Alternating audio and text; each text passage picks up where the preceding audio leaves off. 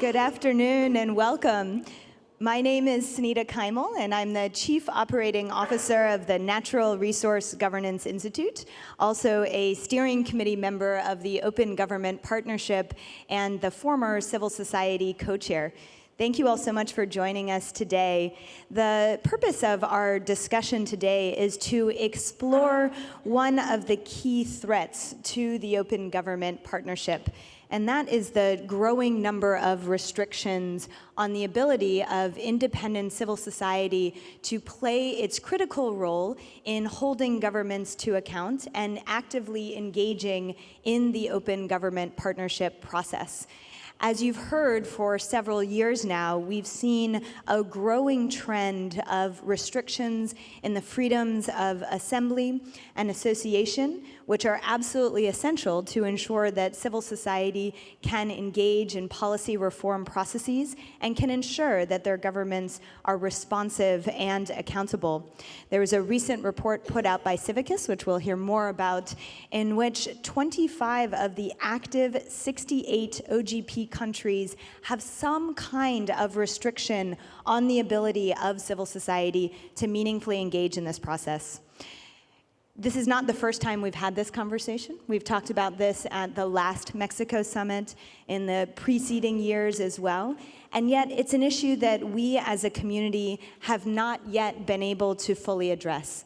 So the ambition of our panel today is to be able to better understand what the current trends are with regard to closing space, and then to explore together how the Open Government Partnership can be a force in a positive sense to make sure that we are protecting and expanding that critical civil society space.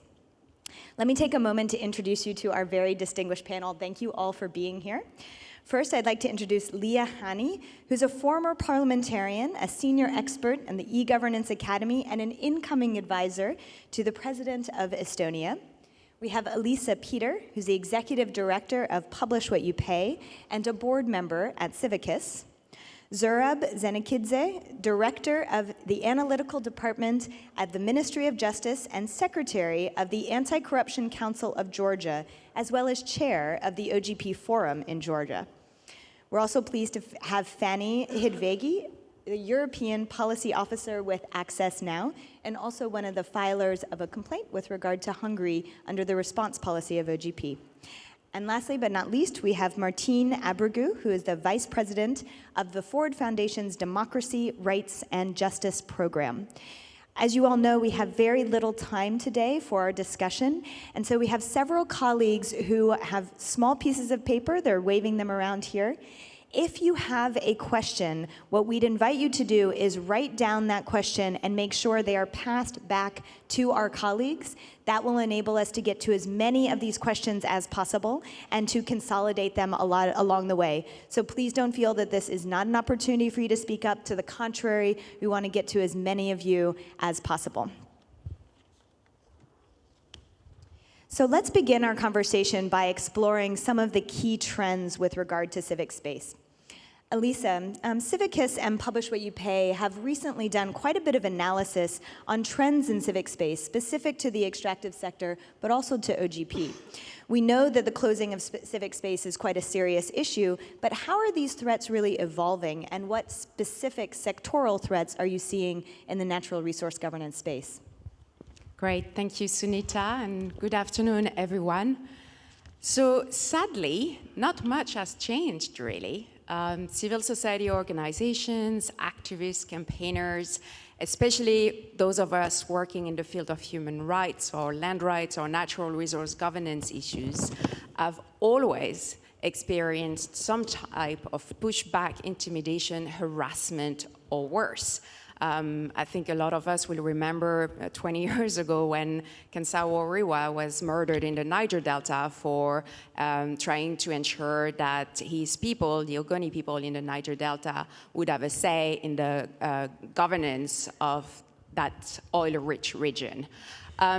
So, you know, as I said, sadly nothing has changed. But what has changed is the scope and the sophistication in some ways of that pushback from government against independent civil society organizations, and in general, just independent voices. But luckily, we're also getting more sophisticated in documenting and resisting that pushback, so I'll speak about that in a second.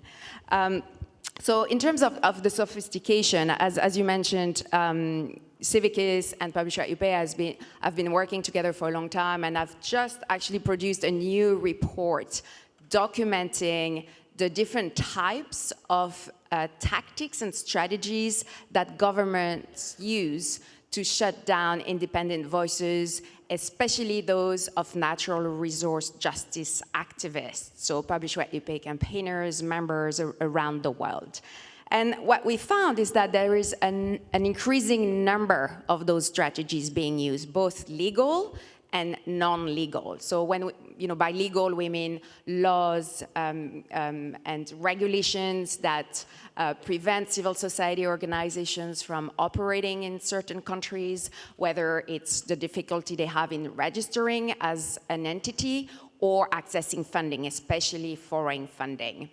But there's also a trend of criminalizing also dissident voices, and we're definitely seeing that in the natural resource sector, where when some organizations question, for instance, the governance of the oil, gas, and mining sector, they will easily be accused of being anti-patriotic or being in the hands of foreign interests. And then there's an increasing number also of non-legal strategies that governments use, such as vilifying those campaigners that voice concerns about the governance of natural resources, so smear campaigns. Our chapter in Niger, for instance, 3 weeks ago, was featured in placards all around Niamey, the capital city, denouncing him as a foreign spy in the country. There's increased surveillance. I'm unable to speak on the phone to many of our members in countries where there's heightened surveillance and where their phones are being tapped. And there's also increased level of violence. And this is the last, definitely not the least, of the threats that we're facing. And Civic put out a detailed analysis of how this is also happening in OGP countries. So as Sunita said, about a third of OGP countries have some kind of legal regulation that's restraining civil society space. There's 4 of them in particular that we've classified as oppressed civil society space.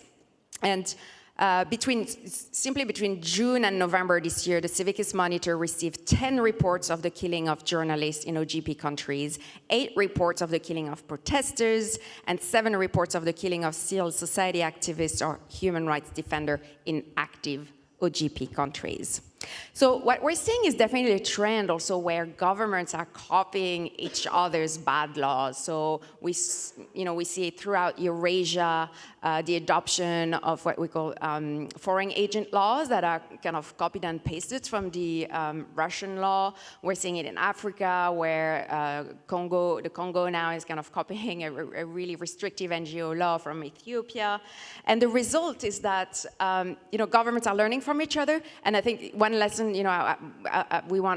I want to take from this conversation is that we also, as civil society activists, need to learn from each other on how we can respond to that pushback. One last thing is that this is happening not in poor, developing, resource-rich countries. This is also happening in OECD countries. So in this report, we have cases of repression against campaigners in Canada, in the US, in Australia. So this is a truly global trend. Thank you so much, Elisa. Martine, the Ford Foundation has been a long-standing supporter of civil society, and obviously you have a long history as a human rights activist as well.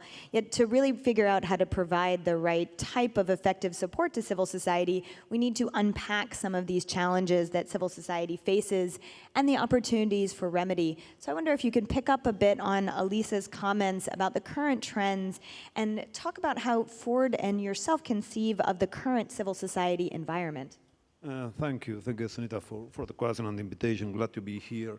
So, I think I totally agree with you. I think we need to start by trying to have a better understanding of what's going on here, to be able to come up with some sound responses. And the first thing that I think we need to understand is that this is a backlash. And this is a backlash because civil society organizations have been successfully doing their work for several decades now, and governments are beginning, not are beginning to, but have been paying increasing attention to civil society organizations and how they manage their role. So I think that it is important to stress that mostly because with this increasing power, with this increasing success for civil society organizations comes more responsibility, but also come more threats.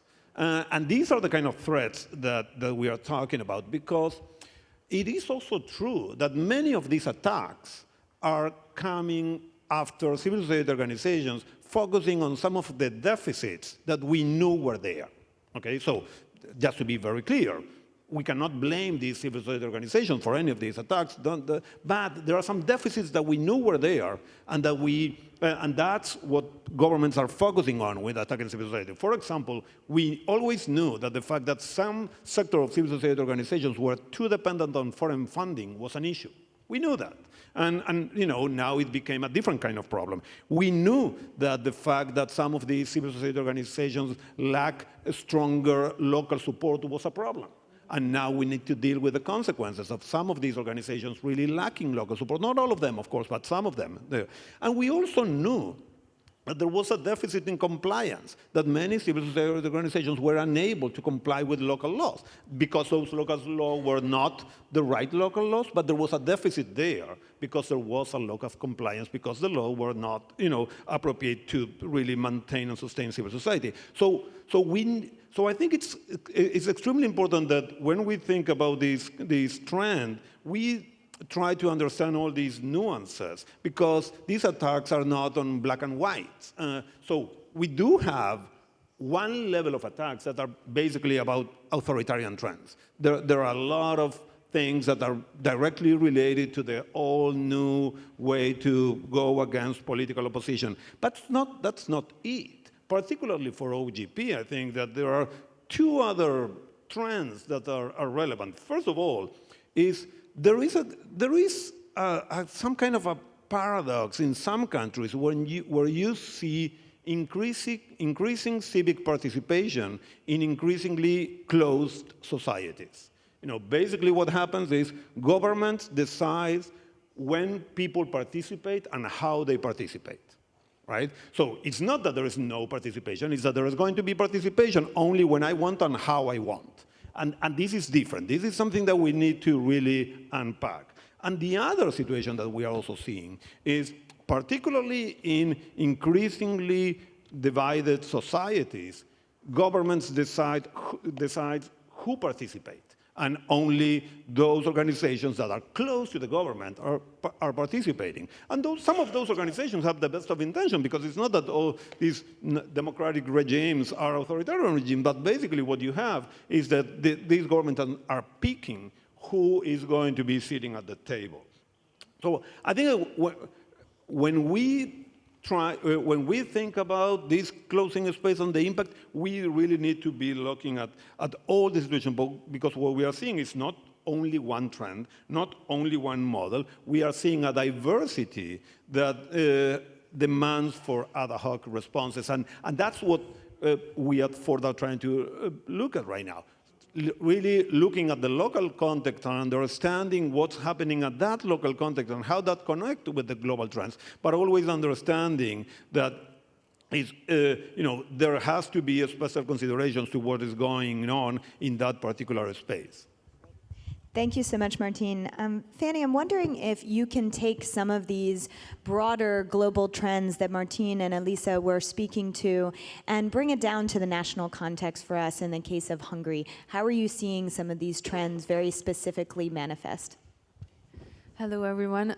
So let me just introduce Access Now with a few sentences. Access Now is a global non-governmental organization, and our mission is to defend and to extend the digital rights of users at risk around the world. And so I'll start with my Hungarian hat, and then I'll talk about the online sphere a little bit later. So in Hungary, what we have to point out, it has been a democratic backlash since 2010, in all spaces, and one of them is restricting civic space, of course. I'd like to pick up on a few things that were mentioned, and one of them is, of course, Russia and the foreign agent law. And in Hungary, there's no such law yet, but the government keeps on talking about it. And Hungary, again, is an EU country, but that status does not prevent the government from restricting civic space at all. The EU is not well equipped to protect fundamental rights on the member state level. And that's a huge problem for us. I'd also like to talk a little bit about the funding piece that you mentioned, because it's very interesting from an independence perspective, whether you want to diversify your portfolio in the direction of foreign funding or local funding. And of course, a human rights organization will never be able to accept any money from their respective government or any government-related entity. But then what about a foreign country? How can we assess whether the US government, for instance, is somebody that we can accept money from? And an increasing trend, let's say tech companies.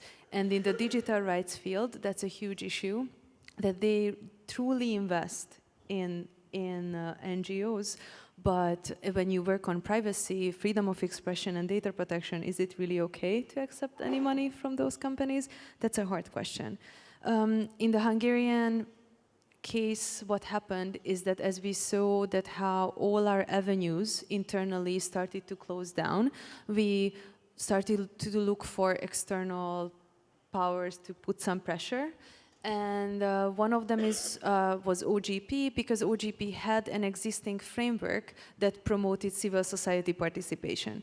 So it seemed as a good opportunity for us to point to a specific, let's say not legal framework, but at least something that's written down. And this is why we decided to write to the OGP steering committee to invoke the response policy. And as you know, Hungary announced that they relieve OGP the night before the summit. And looking back, I think it's an important task for us to see if this was the right strategy, but I think it was. I don't think I would go back. And we were very surprised by the timing, but we were not surprised by the process. The Hungarian government has shown no interest in engaging with any dialogue, either with Hungarian civil society or anybody else in the world, to let them, to put some pressure on them. Thanks. Just one follow-up question, Fanny. So now that Hungary has stepped out of the OGP process, what are the ways that you think OGP and the community here can continue to support Hungarian civil society? Well, I wish I knew the answer, but I can tell you one example, which is really important to understand how this current regime restricts fundamental rights. And it's not arresting people, it's not killing people, but to introduce tweaks, hundreds of tweaks in the system all around the constitutional checks and balances to undermine human rights and civic space. So what you could do is to help us promote these tiny tweaks to people understand that it really matters, and as a whole, it completely undermines what we can do. And what I'd like to put on the table for consideration is how these governments push civil society organizations on the same side as if it was an opposition party. To your point, yeah, we were successful. We are seen as opponents, and they push us to be politically active and have this role. We never wanted to do that, but now we are engaged in elections in a way. Thank you so much. I'd like to explore a little bit further about the ways in which OGP can be both proactive and reactive in this context.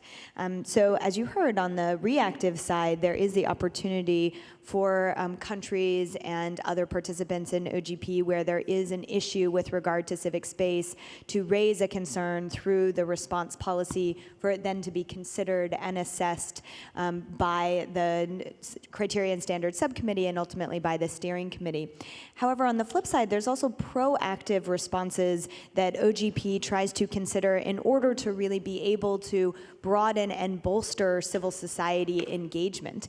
Those include, of course, the permanent dialogue mechanisms. These are bodies at the national level in which government and civil society are sitting together at the table to be able to discuss open government reform priorities and make concrete action plans together in a co-creation process.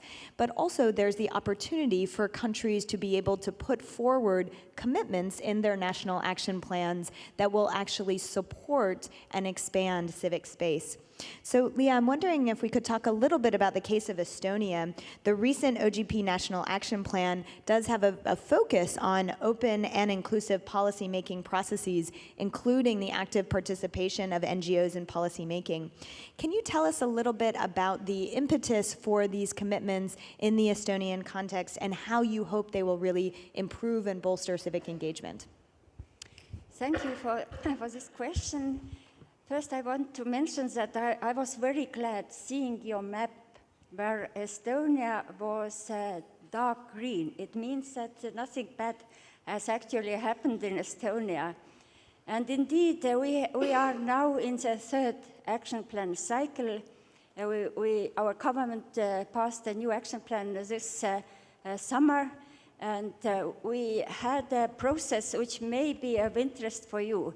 First, we defined the focus areas of Estonian action plan, and the idea of the government side was to concentrate on public services, user-friendly public services. Of course, this is a very important area, but from civil society side, we decided that we also need to have commitments on participatory policy making.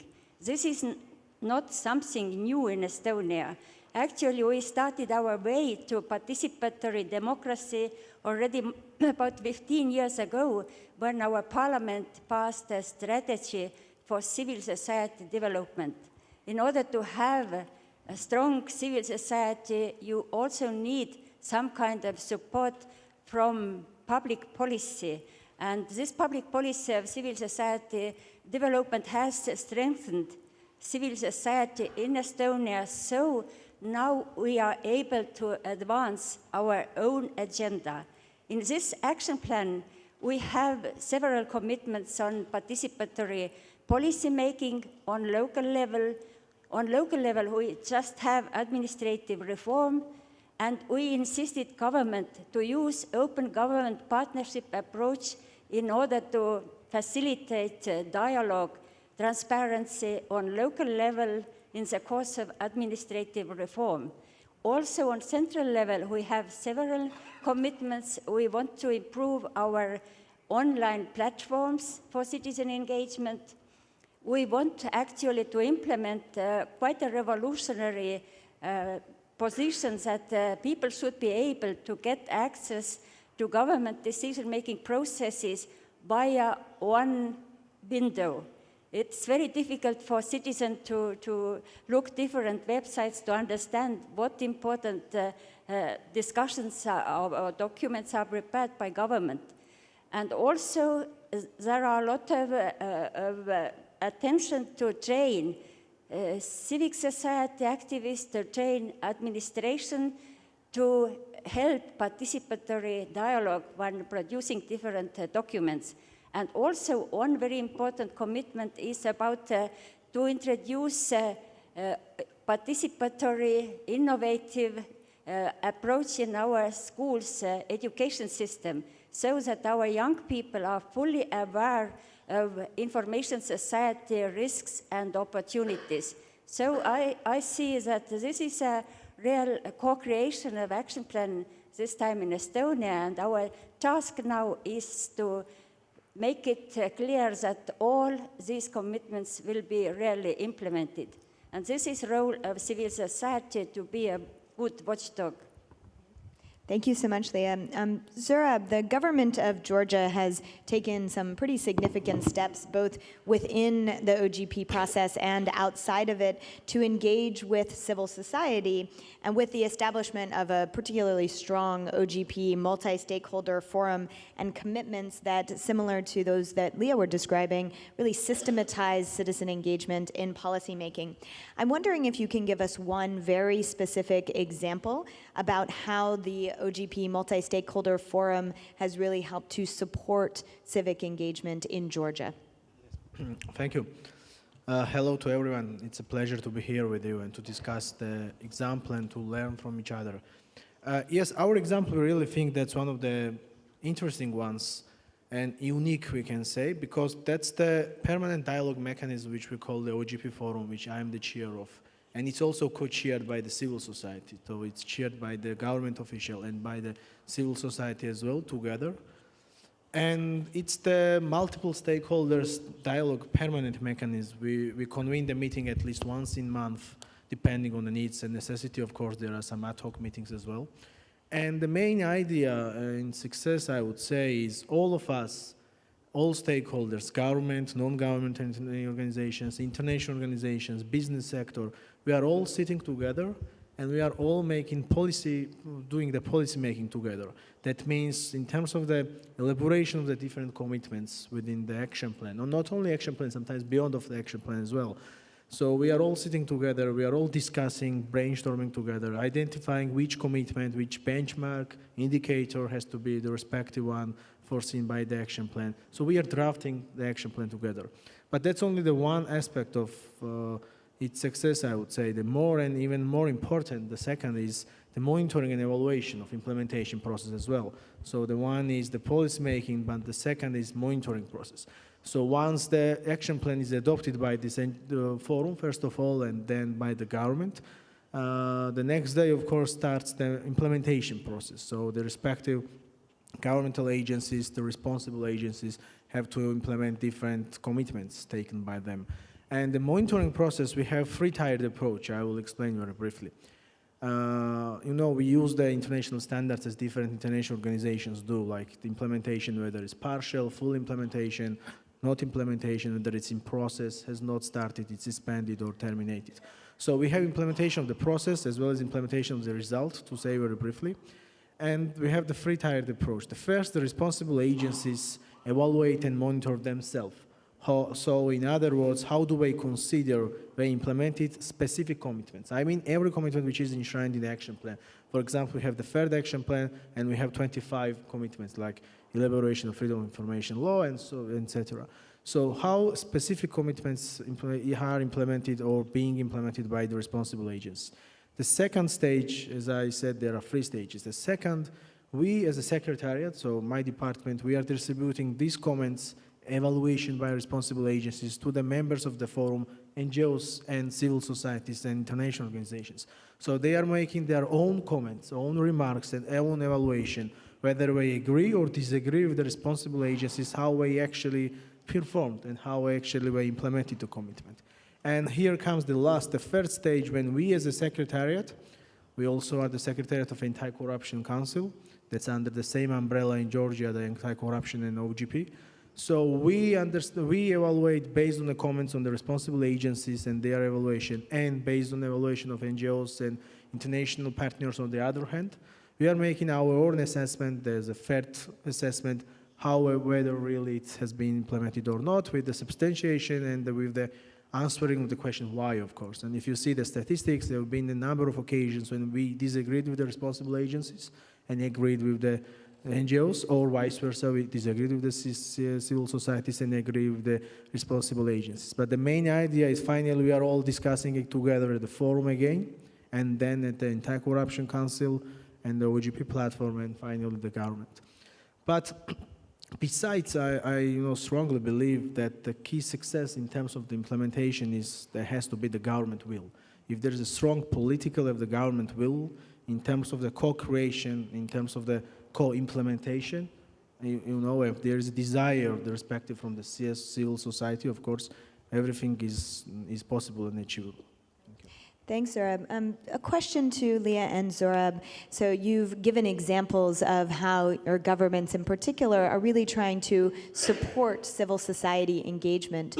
What role do you think you can play within the Open Government Partnership to provide some positive peer pressure for other governments to follow such an example, to replicate some of the successes that you've had, of course, tailoring them to the national context? And so, Leah, may I start with you? Love to give your thoughts on what role the government of Estonia can play in really trying to share these experiences and encourage uptake by other governments for whom it may not be quite so natural.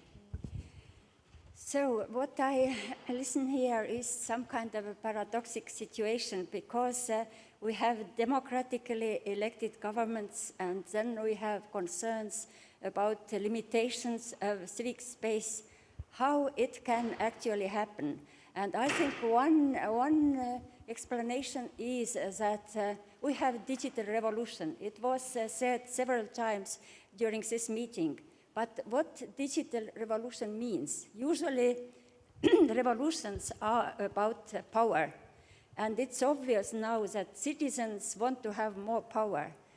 Therefore, there is no other way for governments but to share power with the people. And this should be made absolutely clear for all governments. If they don't want a revolution on streets, they need to be able to share power. What the Estonian government can offer is actually maybe understanding, deeper understanding of what information society means and what electronic government actually means. My feeling is that very often electronic governments is dealt like a separate information systems governments offer to citizens, but actually it's a different concept of the state. Electronic governments is just a tool to innovate and to modernize and to change the culture and how public officials operate. And I think Estonia can share experience how to build up a functioning electronic government and how to prepare a society for this digital age we have already here. Thank you. Zora, before we turn to you, the question, Elisa, you wanted to come in on this point. Thank you. Just to respond quickly on whether citizens want more power, I think as citizens, what we want is maybe more accountability from governments. I don't think we necessarily want more power. I think, there is a widely shared understanding in civil society that we elect governments and we have elected representatives to take decisions on our behalf. But the fact is that when civil society space is constrained and the ability of civil society and citizens of having access to information that then enables us to hold governments to account is restricted, then there can be no accountability. So for me, it's not necessarily about power, it's about the role of citizens in holding their elected government to account. Fanny, you agree, disagree? We have a point about the digital, sorry, can you pass that microphone? Okay, yeah, so sorry to jump in, but the digital revolution triggered some of my ideas, of course. So I think it's important to point out that even in the online space, human rights and civic space as well are threatened. And openness is not necessarily a good thing for many, many activists. And censorship and surveillance is all over the world. And I want to pinpoint something really important that digital rights activists often forget when we argue for the banning of mass surveillance as opposed to targeted surveillance. Many of the communities have faced targeted surveillance and being suppressed by that. People of color and many other groups, and activists are one of those targeted groups. So not that I support mass surveillance, but please keep in mind when you talk about targeted surveillance that it's also super problematic. And just one fun fact, Access Now has a helpline. We offer 24/7 rapid response help to activists, journalists, everybody who's under threat in the online sphere. And since we launched this project, this was the first 2 months since the US election when actually the number of cases we received, the highest number was the US. And the second one is Syria, just to put it in context. Thanks, Fanny. Zorab, I'm wondering if you can pick up on Leah's point about the ways in which governments can support other governments to play this role in supporting civil society, but also if you could link it a bit to the work that Georgia's been doing with Parliament. One of the questions from the audience touched on the fact that Parliament and civil society can play complementary roles, but may often be seen at odds as well. Can you talk a little bit about that dynamic in Georgia? Yes, sure. Thank you. I'll start from to affirming the Estonian example. That's really one of the best, in my opinion, in the world of the e-governance, and Georgia also benefits very much. And I would encourage all of you to pay attention to the Estonian example. As most of you probably might know, that Georgia is the co-chair of the OGP with France, and we are taking over, will become the chair from the next year. So one of the priorities for Georgia will be, that's what the OGP is ultimately about, to have the peer learning, to benefit from each other, to share experience, and to move forward. So together with some other priorities, and of course we will document it as well in our declaration, but will be the peer exchange and the learning as much as possible. We are already engaged, being at the steering committee member with other respective countries, and I can publicly, with you also share this. We stay at your disposal. Would you have any interest, or you might think we can help you in any way, whether it will be the study visits, experience sharing, document sharing, or e-learning process.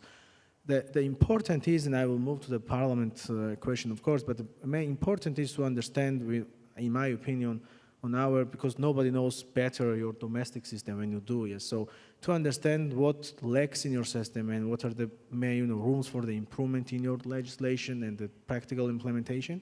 And then in that regard, you have to understand the best model, whichever the suitable would be in your respective country. That's the model of Georgia, might not necessarily be effective in other countries. There always is need for the adjustment. So, but the idea itself, which is unique and which is we have to move forward, is to have the co-creation process and the respective voice of the civil society to be heard in the policy making as well as policy implementation process.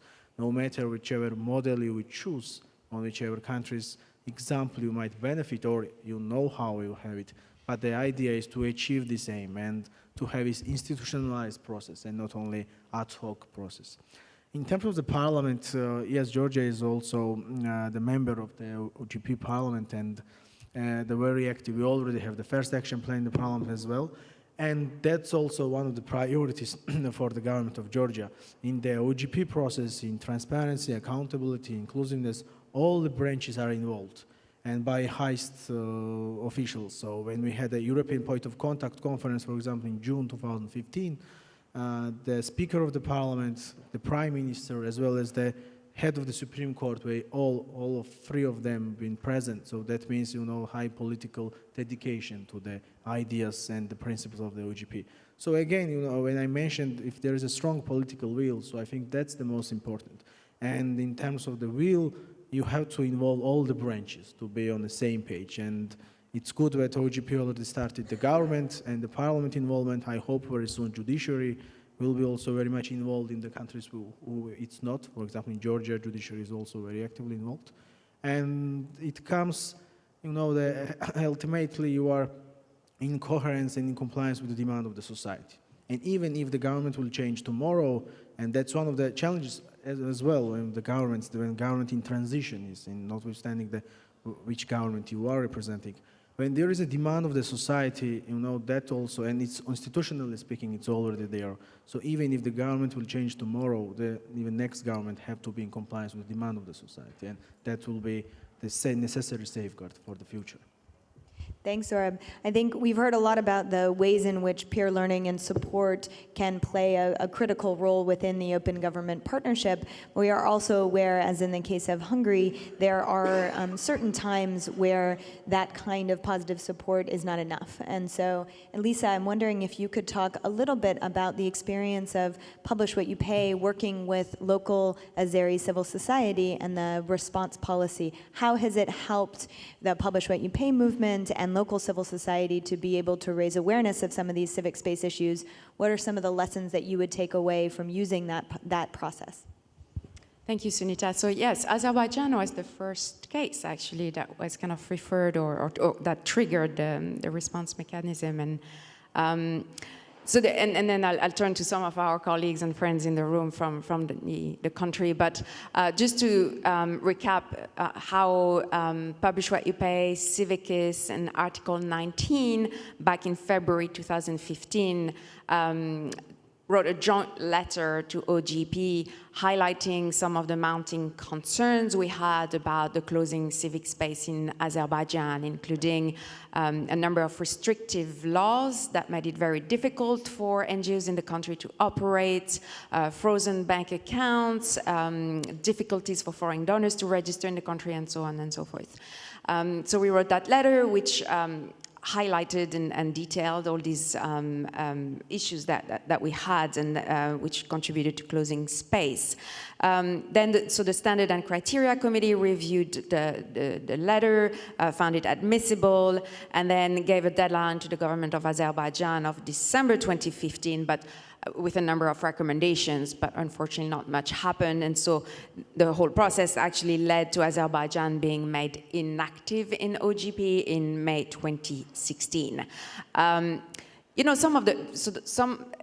We felt like it was a missed opportunity because, OGP just by its nature is a mechanism in which governments engage with civil society in the co-creation of commitments and public policy. But in the case of Azerbaijan, unfortunately, there were no commitments whatsoever in the National Action Plan to strengthen civil society's engagement in the process.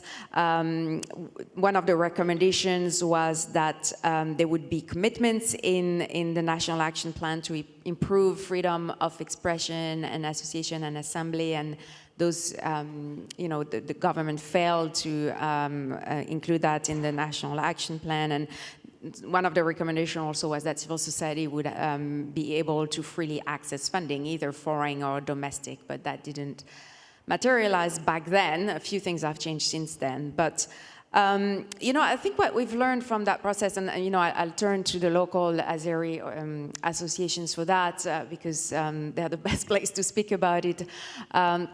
For us, it was an opportunity also to for international civil society to support calls coming from a country, desperate calls, I would say, of help.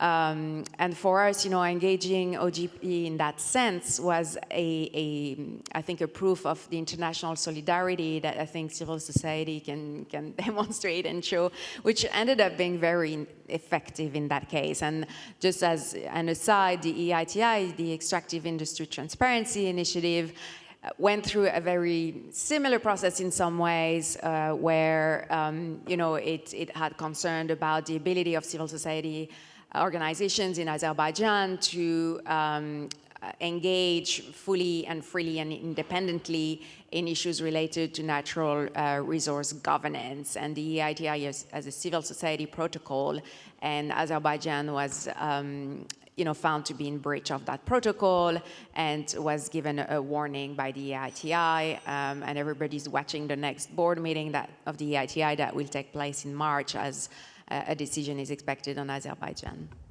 Thank you very much. I'd like to turn just very briefly to our colleagues from Azeri civil society to talk a little bit just about the national context and whether or not this process, as Elisa articulated it, at the international level has led to positive change at the country level. And please introduce yourself. My name is Zohrab Ismail. I am chairman of Public Association for Assistance to Free Economy. Thank you for giving this opportunity to talk here. Actually, Azerbaijan is one of problematic OGP countries regarding the civic space and freedom of association. Making Azerbaijan's status inactive was, I believe, relevant to prevent harassment, ongoing harassment against civil society and civil society activists. However, can we say now that this decision made changings in the country? Unfortunately, we didn't see a significant changing after this decision. So I think that following up this decision regarding Azerbaijan should be continued, and because we have a very difficult government, and just making decision will not be helpful. So I think maybe high-level visit to Azerbaijan and any other negotiation involving also independent civil society to this process can be helpful to change overall situation. Yeah, we have several problems, especially regarding the legislation. Also, involvement independent civil society to the OGP platform. Also, the international organizations out of process. So we have many concerns to discuss. My suggestion is that maybe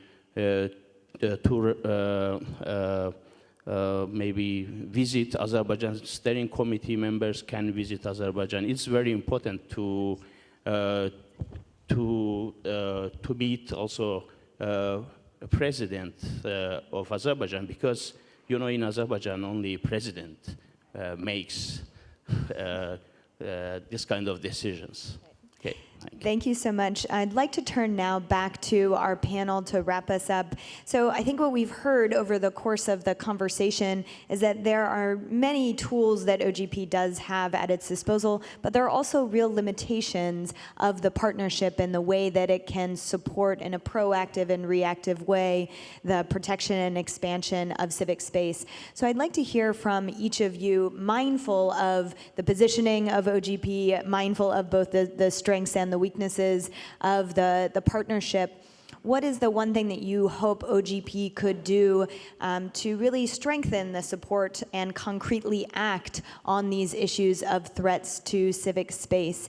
And I just want to emphasize that some of the questions from the audience included whether or not there should be changes to things like the eligibility criteria and the bar for civic engagement, or whether in certain instances, and certainly in the case of Hungary, whether the response policy was actually seen as a positive for civil society, or whether it actually created more risk in some ways, or was not the appropriate response. So just from your different perspectives as civil society, as government, from the donor perspective, how can OGP really strengthen its response?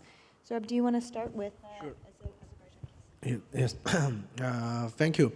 Before concluding on this point, maybe very briefly, to be fair, I have to mention also with regard to the Azerbaijan, without going into the substance, of course, because in order to go the substance, maybe we need to hear both parties and so on. But procedurally speaking, as being the member of the steering committee and also the co-chair, government of Georgia was initiator to establish a so-called task force within the steering committee.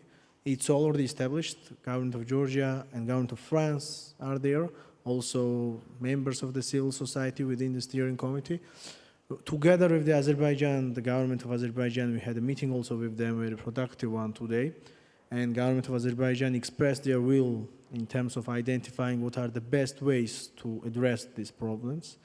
And we will find these ways in terms of the identifying some the action plan, and the high-level meeting is one of them foreseen under these actions, and we will see, of course, but you know, for the audience to be noted, it's already the steps are being taken in that regard, and civil society of Azerbaijan will be involved, of course, as well as the government of Azerbaijan, because you can't achieve the compromise without all of stakeholders to be at the negotiation table, and we believe that everything will be improved if there are any rooms for the improvement still remaining.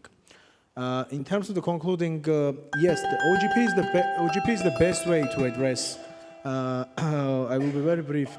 OGP is one of the best platforms to benefit from the experience. And while saying the benefiting, I think the most important is not only the international platforms and these global summits, which is very nice, of course, but I would personally encourage the bilateral meetings, the regional meetings, bilateral visits, and bilaterally, no, it does not exclude multilateral, of course, but identifying the very specific problems and where the tangible actions needs to be taken, and to be very specific, to downbreak it where the specific indicators and very specific actions.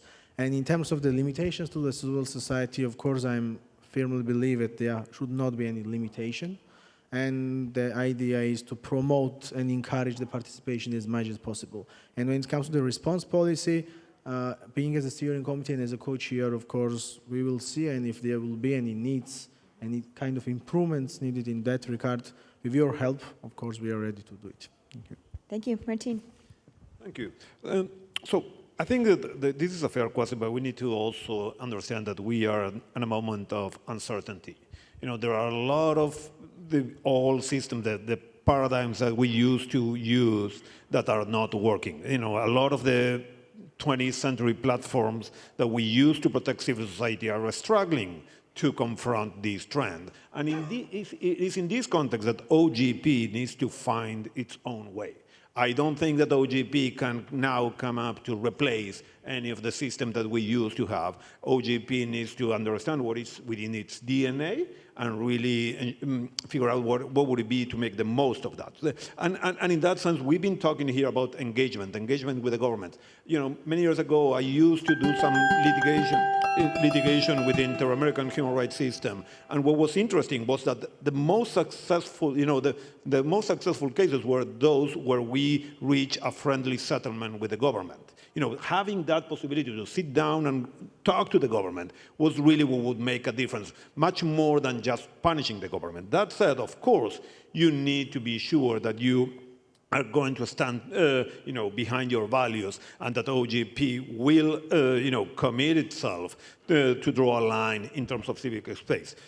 Two final comments. I think that there are some specific tools that OGP is already using and can make the most out of it. What you mentioned, Sunita, about institutionalizing a seat at the table is very important. Who is sitting at the table? How is that table organized? That is extremely important, and OGP can make the most out of it. And the other one is OGP is a lot about positive incentives and race to the top. Why not also looking at some of the best examples of protecting civil society? Why not, rewarding the best civil society regulations? There is a lot that we can do in terms of race to the top that we could be thinking about. Thanks, Martin. I'm just going to ask the organizers, it's okay, we'll just allow each of our panelists to have one brief minute, so if you wouldn't mind, that would be great, and then we'll kick ourselves off the stage, I promise. Thanks so much. Please go ahead, Fanny. I have three very, very quick recommendations. One is to donors. Don't make determinations based on geographic or framework. There might be EU countries that are suffering the same way.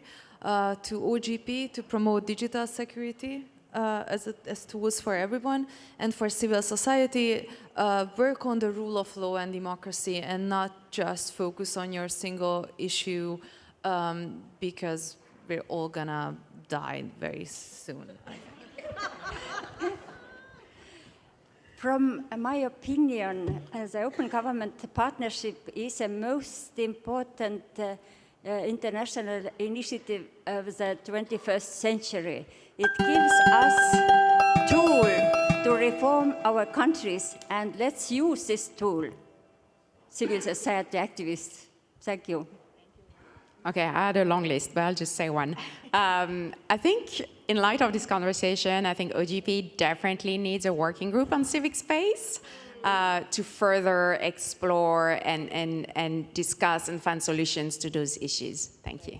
Thank you so much, Elisa, and thank you to all of our panelists. I just want to say again, we know that OGP is only going to be as strong as the weakest link, so it's critically important that we leverage the international nature of this partnership to ensure that we're advancing domestic accountability. Thank you all so much for joining us. Please give us a round of applause.